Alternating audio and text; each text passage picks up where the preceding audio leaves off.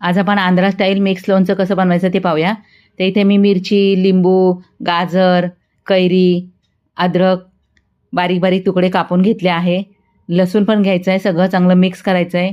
आता मसाला करून घ्यायचा आहे. तर जिरं, मोहरी, मेथी थोडंसं भाजून बारीक मिक्सरमध्ये वाटून घ्यायचं आहे.